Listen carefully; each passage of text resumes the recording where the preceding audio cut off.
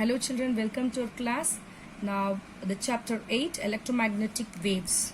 See, in that, before we have learnt about an electric charge or electric current which produces magnetic field, right? So that we have studied in the moving charges, magnetism. And in some other chapter, that is in electromagnetic induction, we have seen that a magnetic field changing with the time that will give rise to an electric field. Is it right? Here, can we say, is the converse also true? Yes. See, suppose an electric field changing with the time give rise to a magnetic field. It was argued by James Clerk Maxwell, and he have given not only an electric current but also time varying electric field will generate magnetic field. See, while applying the Ampere circuit law to find magnetic field at a point outside a capacitor which is connected to a time varying current.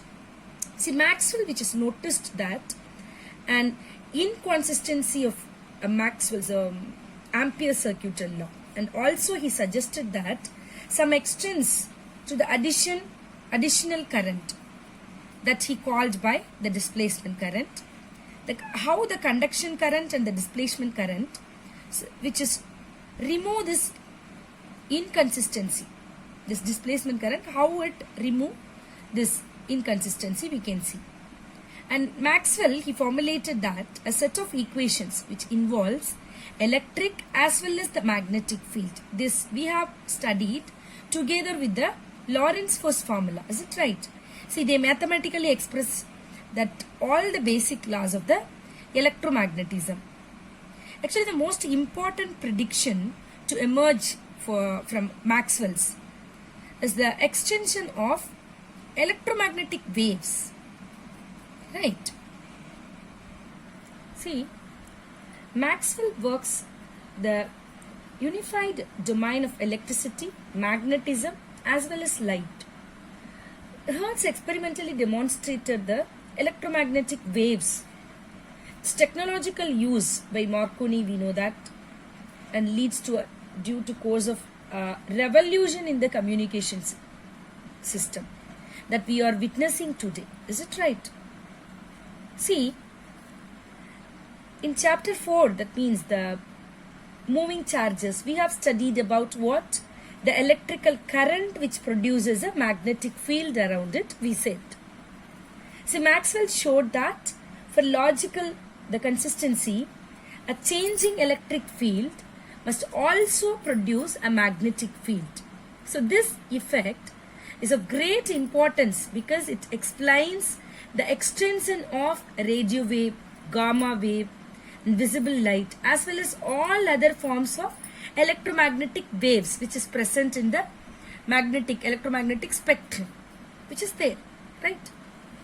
To see how a changing electric field gives rise to a magnetic field, we can see, right? See, with the help of the Ampere circuit law. See, we said Maxwell that he have given a changing electric field between a capacitor plate must induce a magnetic field. See, as currents are the usual sources of magnetic field, we know that. A changing electric field must be associated with current. See, that only Maxwell called this current as a displacement current.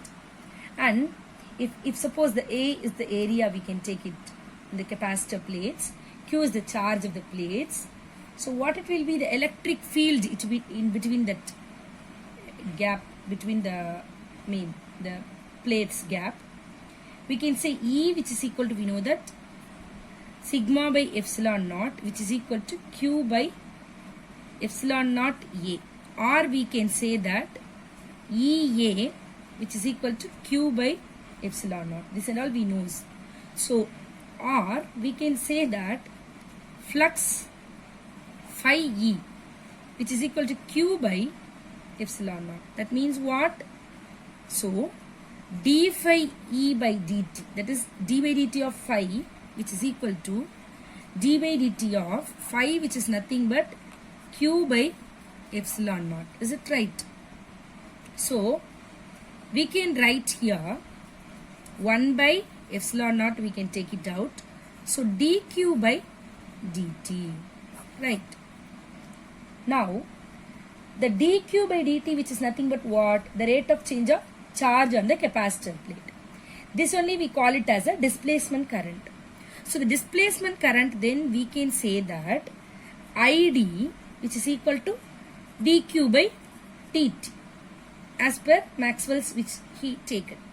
So epsilon naught d phi e by dt, right? So this is the term which is missed in the Ampere circuit law. He missed to explain this and correlate this too. And the total current must be the sum of the conduction current and as well as the displacement current. So we can say I, which is equal to conduction current plus displacement current. So we can say that IC plus epsilon naught d phi e by dt. So we modified. So he modified that as of closed integral over C as the area of the capacitor, B dot dl, which is equal to mu naught IC plus epsilon naught d phi by dt. So this is the base, you must know about this, right? See, if suppose a parallel plate capacitor is being charged, the displacement current across an area in the region between the plates and parallel plates is always equal to the conduction current. And that we can prove it like IC, which is equal to dq by dt. Is it right? And which we can say, call it as a property of continuity. The current IC which enters in one plate and leaves the other plate of the capacitor, that we can call it as a conduction current. That is IC, which is equal to dq by dt. So, but it is not continuous across the capacitor gaps, as no charge is transported across this gap. So we have taken the displacement current ID is 0 outside the capacitor plates and in the gaps. It has the value which we have given, right? So we can say that, so it will be satisfy this displacement current satisfy the basic conditions of the current which is continuous. So we can say the sum of IC plus ID that has the same value along the entire path, right? See, what is electromagnetic wave? See, this EM wave or electromagnetic waves are the waves which we can, as a result of vibrations between, we can say an electric field and the magnetic field. Or another word, we can say that EM waves are composed of oscillating magnetic and electric field. So what are the some of the 7, we can say, the electromagnetic waves, which includes that radio waves, short range of radio waves, microwaves, infrared, optical, ultraviolet rays, and we can say X-ray, gamma ray. So all these things we can include the electromagnetic spectrum. So that longest wavelength to shortest, that we can call it as a electromagnetic waves. So how are they produced? An electromagnetic wave can be created by or radiated by an accelerating charges which moving back and forth will produce oscillating electric and magnetic field, and it we can say it travels at a light of speed, the speed light. Okay, right? So definitions, proper definition: an electromagnetic is a wave radiated by a accelerated charge which propagates through space as a couple of electric and magnetic field that oscillating perpendicular to each other. That is a cross field to the direction of propagation of wave. Okay. So now we can see the mathematical representation of the electromagnetic wave.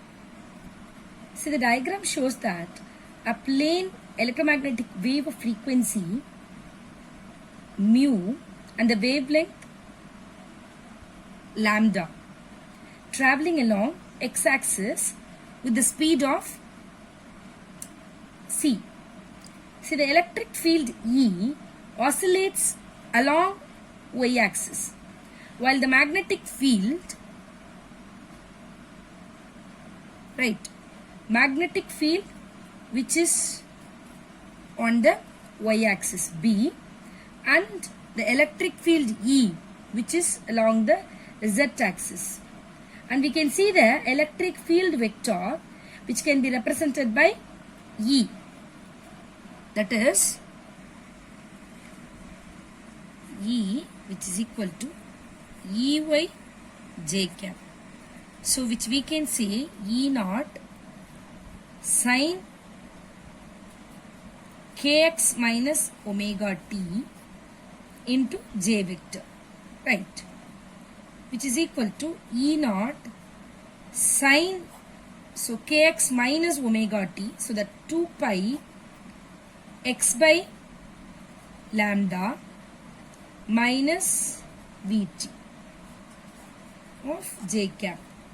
So we can say here E naught sine 2 pi into x by lambda minus t by t, right, j vector, where we know that k, which we have taken here, 2 pi by lambda. This k value is 2 pi by lambda, which is the propagation constant of the wave, and the angular frequency omega, which is equal to 2 pi v. Okay, so clearly that we know Ex, which is equal to Ez 0. So the magnetic field vector may be represented that we can say that B vector, which is equal to Bz, and K vector, which is equal to B naught sine kx minus omega t of k cap, so that B naught sine, you know that 2 pi x by lambda minus Vt, k vector. So B naught sine 2 pi x by lambda, same, minus t by t of k cap. So here we can say Bx, which is equal to By, which is equal to 0. So here the value of E naught and B naught, or the amplitude of the electric field and the magnetic field, which respectively we can say, so that we can relate that as E naught by B naught, which is equal to C, right. So that means these two equations which shows that the variation in electric and the magnetic fields are in the same phase. So as the electric and the magnetic field in an EM wave are always perpendicular to each other. Is it right? And also we can say that perpendicular to the direction of the wave propagation. Is it right? So EM waves are transverse in nature. From this we can understand that the EM waves are transverse in nature.